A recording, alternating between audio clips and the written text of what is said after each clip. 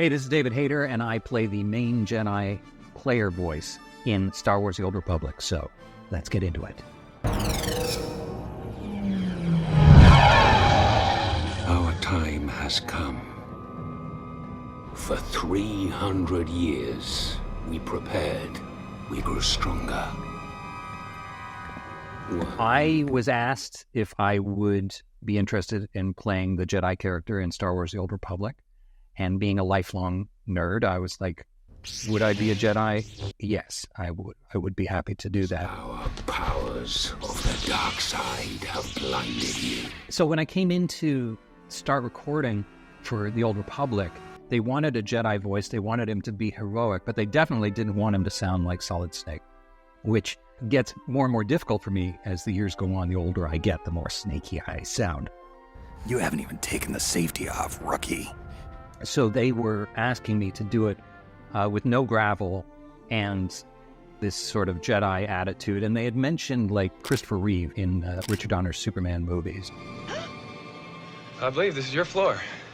So I basically came in with a voice like this. The Jedi is usually pretty calm, and I do what I can to keep all the gravel out of my voice. But when it gets actiony, it's a little difficult to keep it out of there.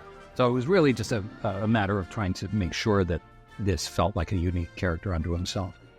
I need you at that tunnel, making sure the Flesh Raiders don't get any more reinforcements through it. I'll find this cave tunnel and seal it.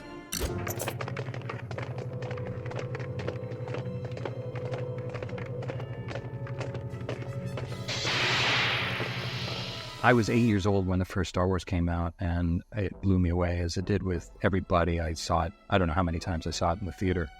I had a tape of the movie on cassette that you could buy, and I would just listen to it again and again. So I was pretty obsessed my whole life, and the way it influenced my performance was primarily listening to the way Alec Guinness performed as a Master Jedi.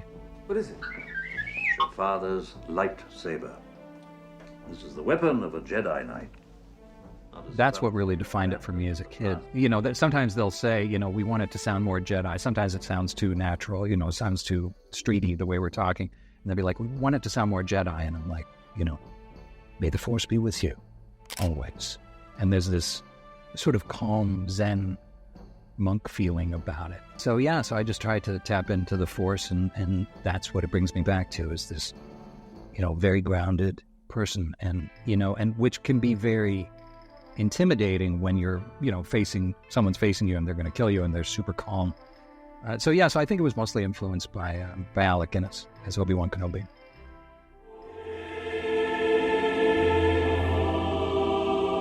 Now you will die.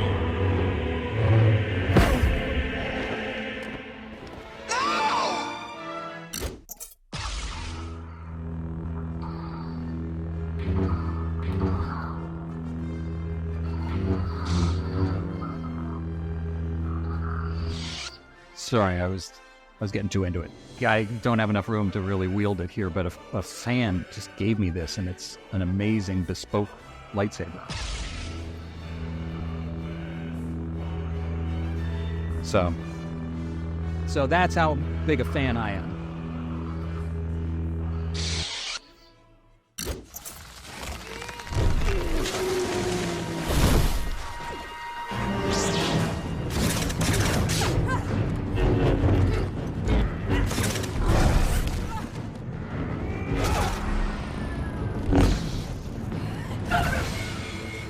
When I signed on to play the Jedi character, the producers of the game told me, they said, look, you know, Metal Gear is one thing, but, you know, Star Wars fans are, you know, crazy. I mean, like, it's just going to be overwhelming. And none of that came true. Like, you know, I expected it to be this overwhelming rush of fan love, of criticism, of, you know, discussions or whatever, and almost nobody brings up, like when I do signings, it's always about Snake, sometimes about X-Men, and sometimes about the writing work. It's almost never about Star Wars The Old Republic.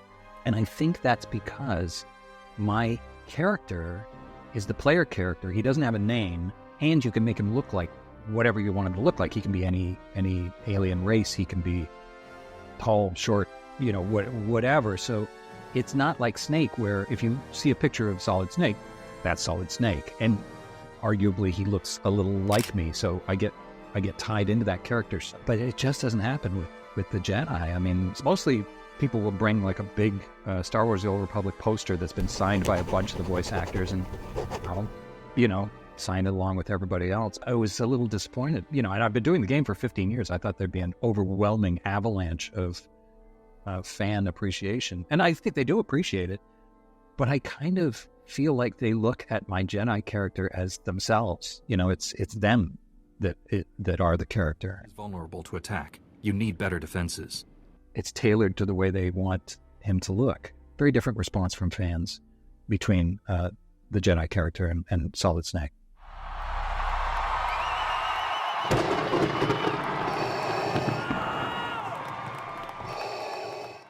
He is in first-class condition. I've worked with him before. Here he comes. Okay, let's go. Now, don't you forget this. With my screenwriting background, how do I think Star Wars excels in its storytelling? That first movie, A New Hope, is pretty much perfect from a screenwriting perspective. It feels like a massive worlds.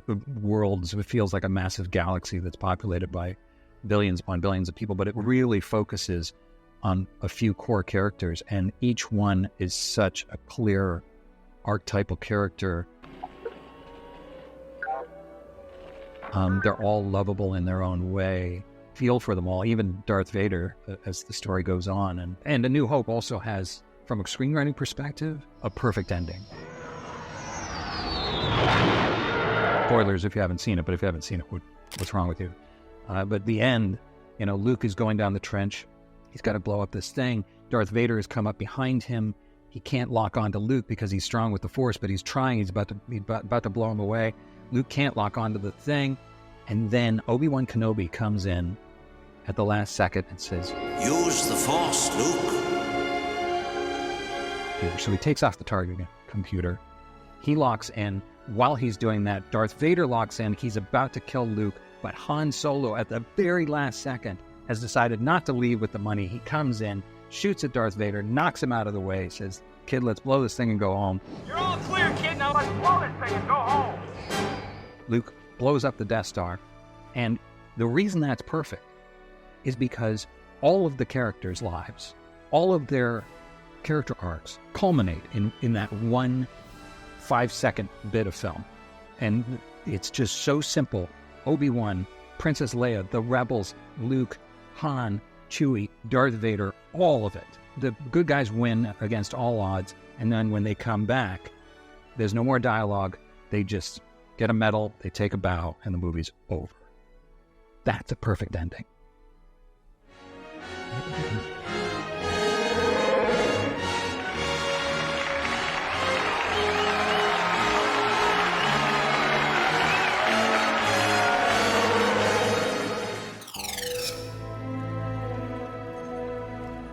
While the sacrifices are heavy, we fight knowing that a single spark of courage.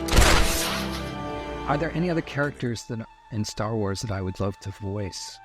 Not really. I mean, the fact that I've been able to play the Jedi character, it's my own interpretation of a Jedi Master. I've been doing it for 15 years, and that's pretty satisfying to me. Like, would it be cool to be Darth Vader? Yeah, but can I do anything anywhere near as cool as James Earl Jones? No. There is no escape.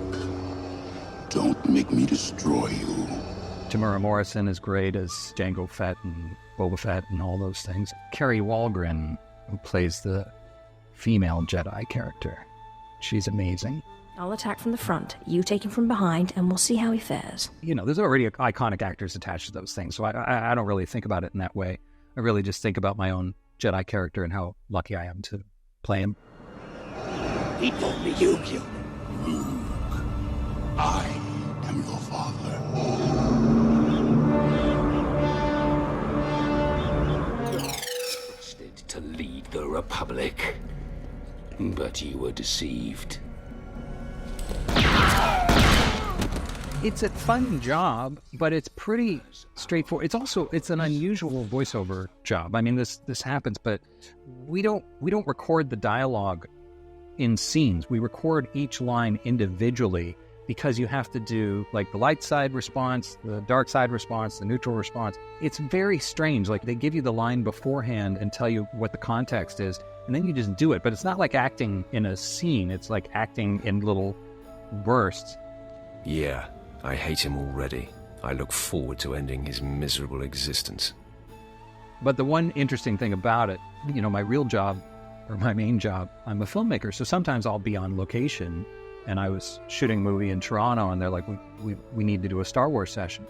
I'm like, well, I'm in Toronto. And they're like, well, we're Star Wars, so we'll find you a booth. Give me an address, and I take a cab, and there's a booth set up, and there they are on the camera. One time I was shooting Warrior Nun, and I was living in Madrid for 6 months. And they're like, we need to do a Star Wars session. I said, I'm in Madrid. Oh, well, that one, they didn't get me a booth. I was working on a soundstage for Warrior Nun, so I found a corner of the soundstage. I set up my mic, set up my computer, and I could see them. So the funniest thing to me is, you know, them saying, we're Star Wars. Wherever you are in the world, we can record you.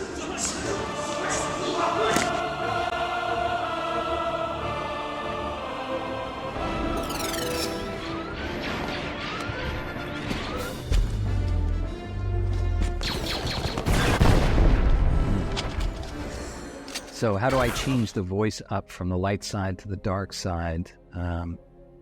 You know, it's such a cool video game mechanic that you can personalize the character's personality the way you want to play it. So the light side Jedi is that kind of Ben Kenobi, you know, calm, supportive, and, you know, strong in defense of his friends and so on and so forth. And the dark side Jedi, he's always threatening to kill people, and very often will kill people, and so there's a lot more edge to it. And for that, I really kind of go into more of a Han Solo mode. Are you kidding me? You're going to come here and you're going to draw your lightsaber on me? Well, that's the real trick, isn't it?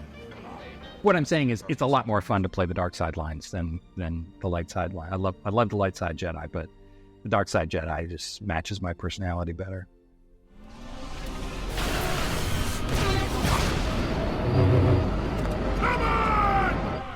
Go, Satil. You must walk a different path.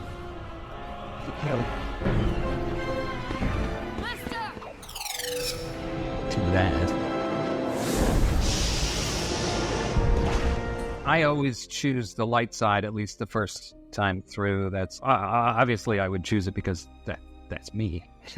And there's no better thing as a person who grew up as a gamer to hear yourself as the lead in a badass game. But if I really love the game, then I would go back, and second time I would play it on the Sith. Maybe I'd be a mercenary. I don't know.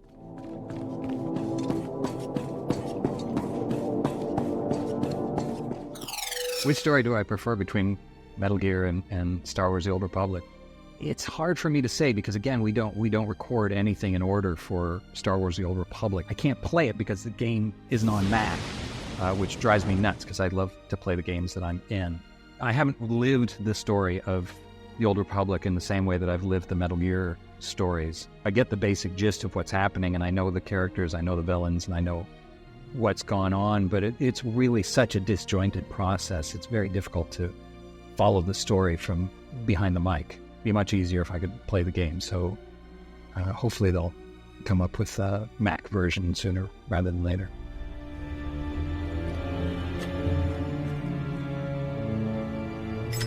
In the darkness, only ambition will guide you.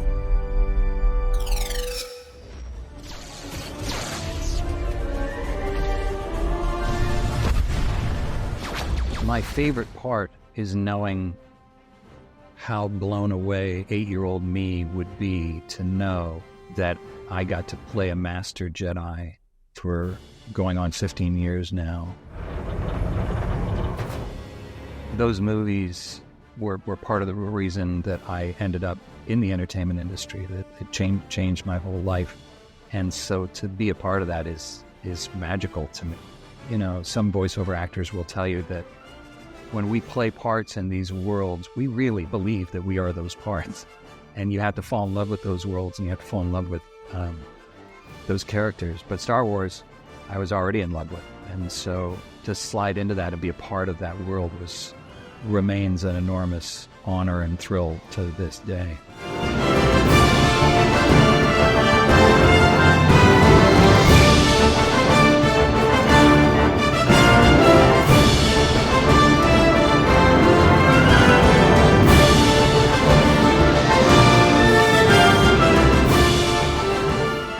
Hey, this is David Hayter. I'm the voice of the Jedi in Star Wars The Old Republic, and this has been Experts React.